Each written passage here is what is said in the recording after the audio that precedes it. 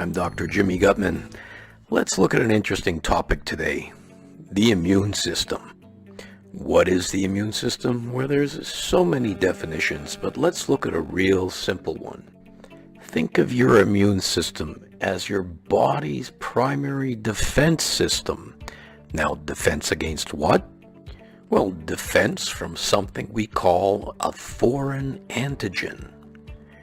Classic examples would be a bacteria, or a fungus, or a virus, or a parasite. All of these are not supposed to be in your body. Now let's focus a little bit stronger on viral disease. Let's take a closer look at my favorite topic, glutathione and viral disease. If you go to PubMed, which is the most reliable source of original research, let's get an idea of how many publications have been posted there on this very subject. If you enter the key terms glutathione and virus into the search engine, you're going to get back somewhere around 3,500 different articles. And of course, it's important to know how many of these have looked at humans. If you add the filter human to that, you're coming up with almost 2,000 articles on this topic. That's a lot of research. So how does this all work? Well, let me give you a little course on the immune system. And for all the doctors out there, please forgive me. We're going to do this in 90 seconds. You ready? So today's subject is going to be me. You all know how I love to visit with you and be out there with you. And I'm hugging you and I'm shaking hands with you. And once in a while, someone is going to leave a little glob of viral particles on my finger. You see it there, that green thing at the end of the arrow. So now I'm carrying this virus. It's on my finger. And a little later on, I forget about hygiene and I rub my eye. This gives a viral particle the opportunity to get into my bloodstream.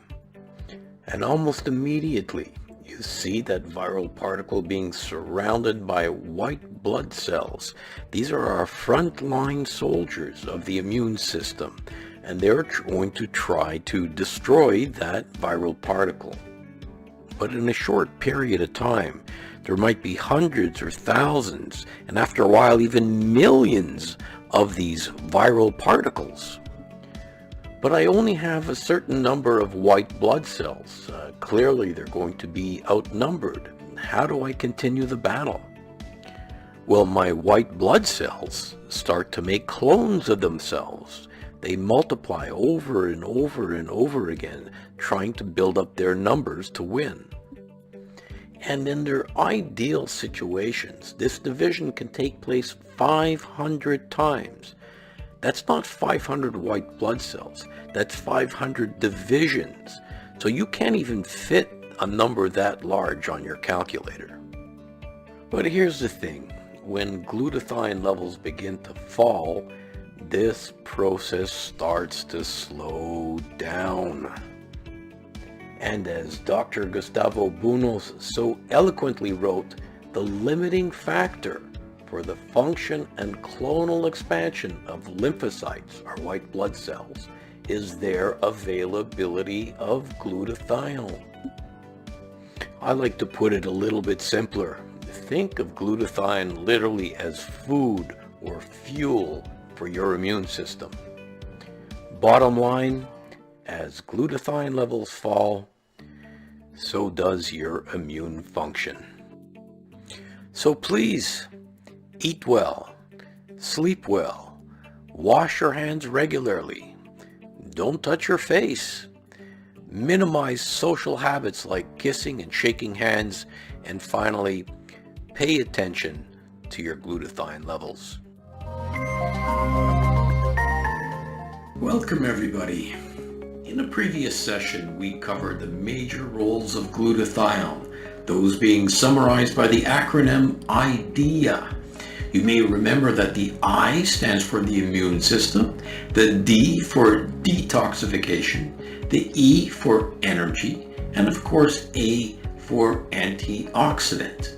In this video, we'll be diving deeper into the D for detoxification, something that becomes increasingly important as time goes on. When Immunocal was first discovered, the world population was 4 billion people. Now, it's just about 8 billion people, an astounding doubling in size in one generation. And with this has come an exponential rise in pollution and toxins in the environment. According to the World Health Organization, a shocking 90% of all humanity live in places that exceed safe limits. And air pollution represents the fourth largest threat to human life.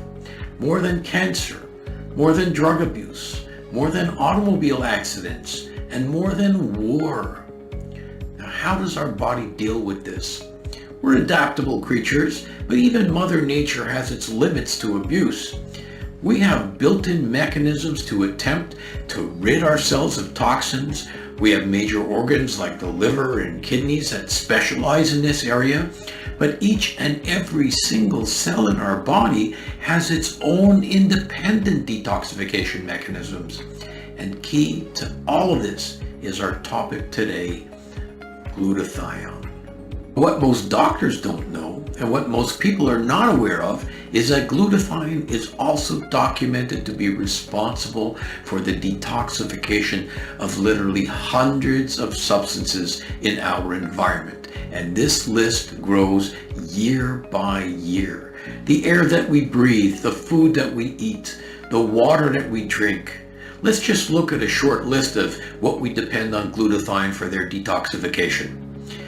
Pesticides, herbicides, automobile fumes, cigarette smoke, heavy metals like mercury and lead, and the list goes on and on. Smoked or artificially flavored foods, pickled, barbecued or preserved meats, cleaning solutions, paint or carpets, radiation, dental amalgams. We are surrounded. We even have a list of new diseases in medical books that we call environmental diseases, like multiple chemical sensitivity, sick house syndrome. Even chronic fatigue syndrome has been linked to chemical exposures. An interesting fact is that it is no coincidence that the highest levels of glutathione appear in the liver, our major organ of detoxification. Levels are almost as high in the kidneys for the same reason. However, because of the bombardment of free radicals and toxins, these organs need help in doing their jobs. Fortunately, glutathione detoxifies these substances in a number of different ways.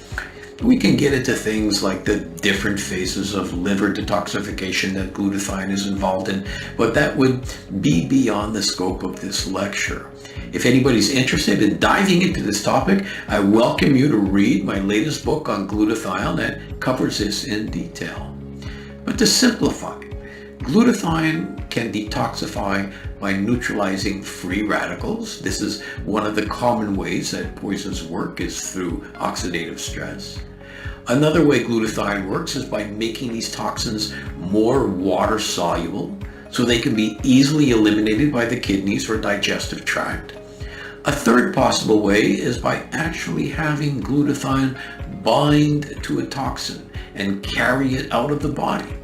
This is what we call chelation, especially important for heavy metal cleansing.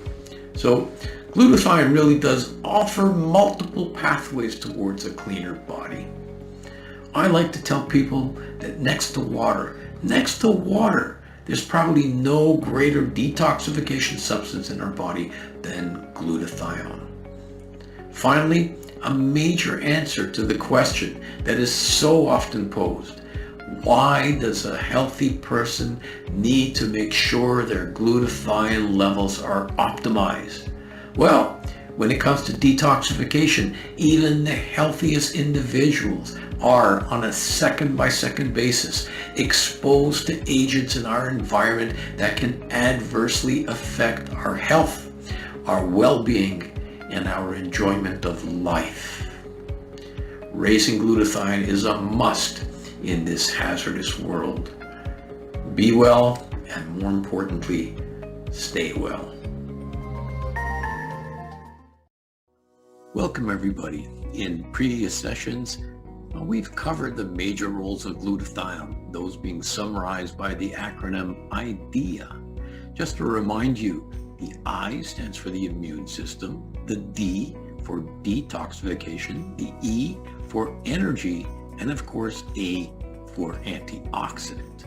In this video, let's take a much closer look at something precious to all of us, E for energy, and how glutathione is so critical to keep us going strong throughout the day.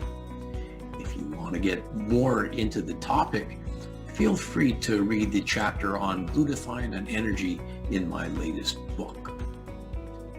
There are so many ways in which glutathione gives you energy, from simply improving your health to more complex explanations on a tissue level like muscle strength, to a cellular level like the elimination of toxins, and even right down to a molecular level where things like a single atom or electron are considered.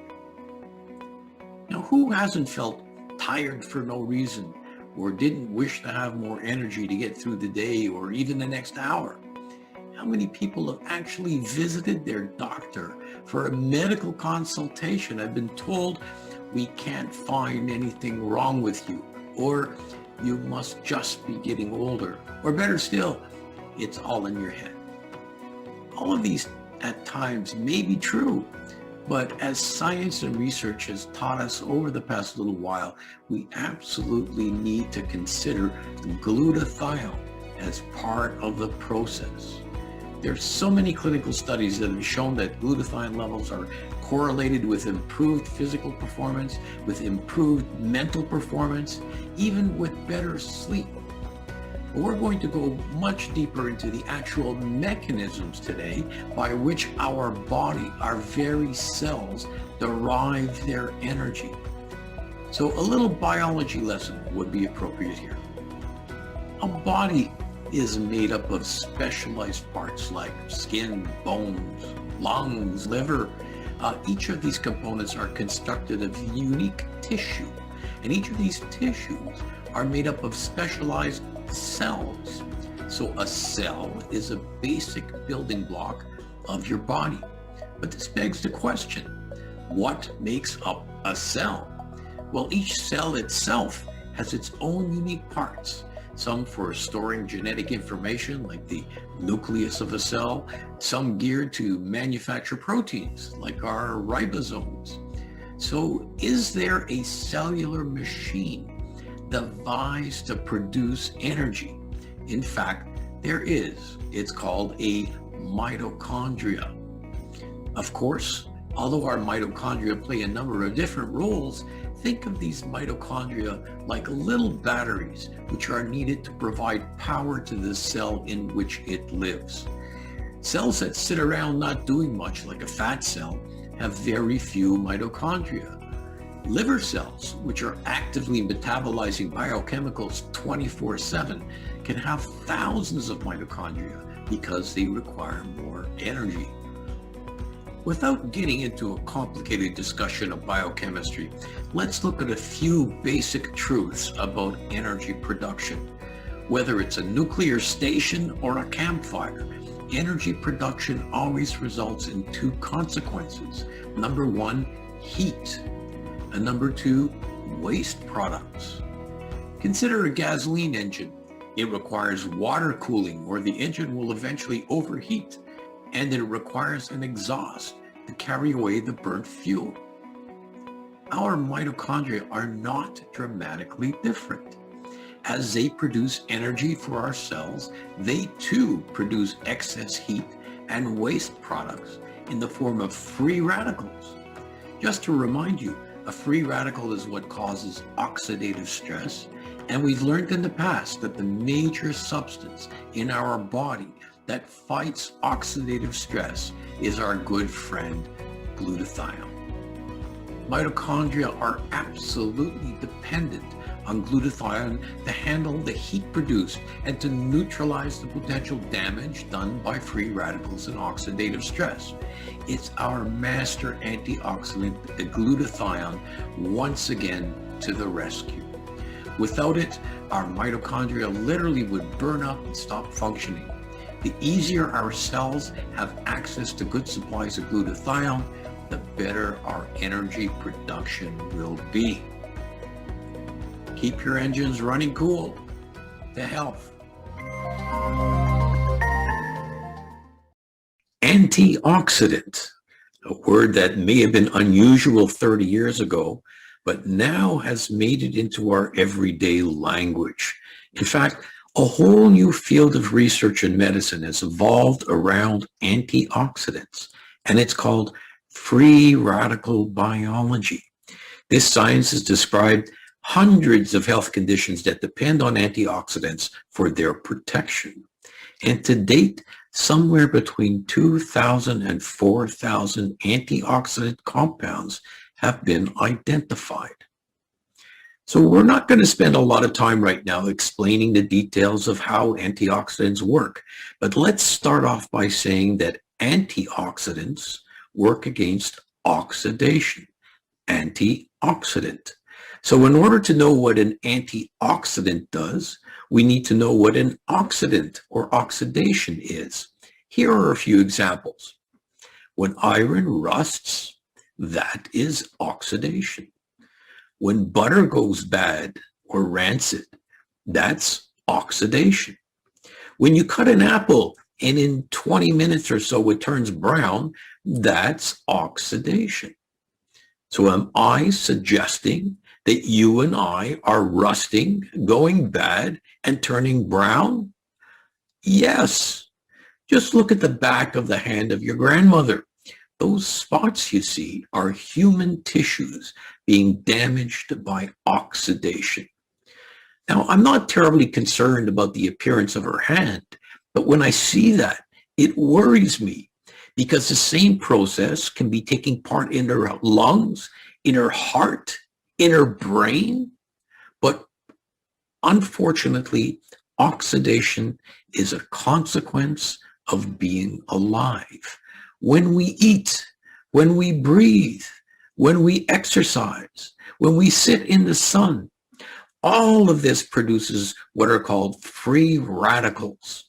And free radicals lead to oxidation.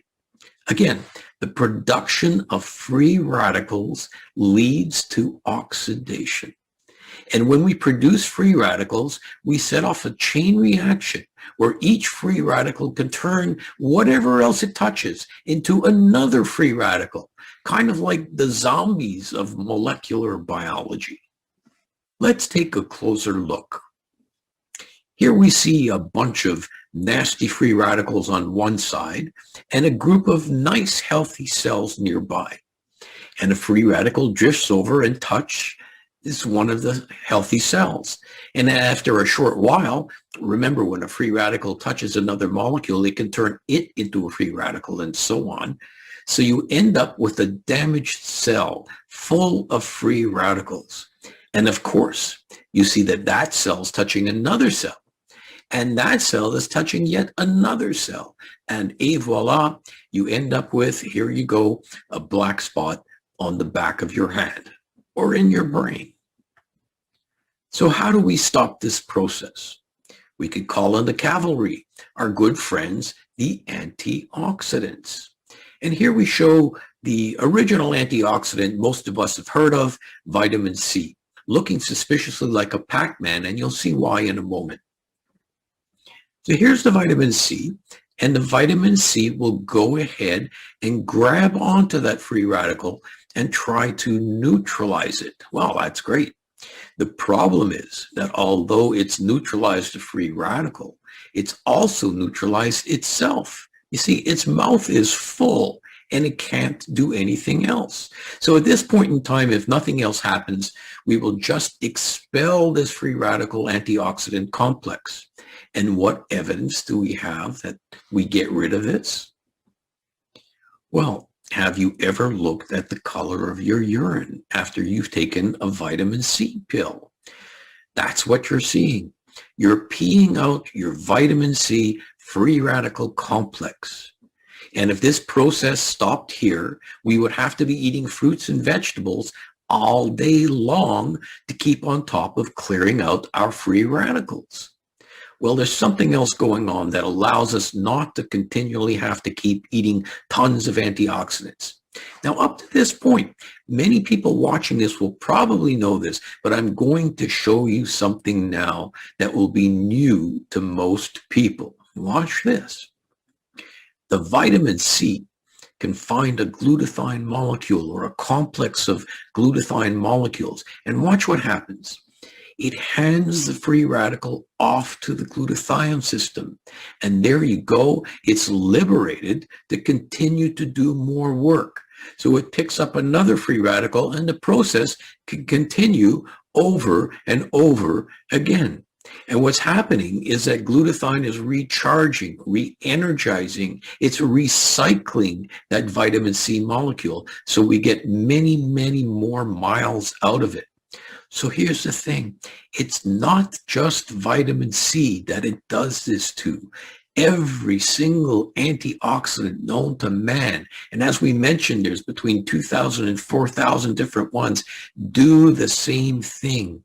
They unload their free radicals to glutathione. And this is the primary reason that we call glutathione the master antioxidant. Because all the other known antioxidants cannot work with the presence of glutathione. Glutathione is the spring in the clockwork that drives all of our antioxidant processes. But that's not all. It may be enough to make you want to go out and raise your glutathione levels because all of your fruits and vegetables and supplements will work better. But there are other reasons to call glutathione the master antioxidant. When you think of antioxidants, what comes to mind? Well, certainly vitamin C and vitamin E, but there's so many others. Just visit your local pharmacy or health food store, visit Costco, and you'll find shelves of different antioxidants. What sets these apart from glutathione is that all of them come from what you eat. If you don't eat vitamin C, if you don't eat vitamin E, your body does not make them. They don't appear naturally. Guess what the major naturally occurrent antioxidant in your body is? The one made by each cell. Of course, glutathione. In fact, all known living creatures must produce their own glutathione in order to exist. Plants, animals, birds, you name it. Here's another reason why glutathione is called the master antioxidant. It's a little bit more technical, but absolutely fascinating. When other antioxidants neutralize a free radical, they themselves become a free radical. Glutathione is the only antioxidant that does not become a free radical after it performs its job. I bet most of you didn't know that. I'll put together another video showing how this actually happens, so stay tuned. So let's just summarize. Number one, all antioxidants depend on glutathione for their normal function. This is the primary reason why it's called the master antioxidant. Number two, it's the antioxidant your body actually makes itself. Other antioxidants like C and E must be eaten to be in your body. Number three, it's the only antioxidant that does not turn into a free radical after it's spent. So please, please take advantage of this information. Do your mind and your body a big favor.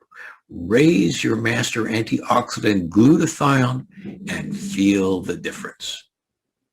The health.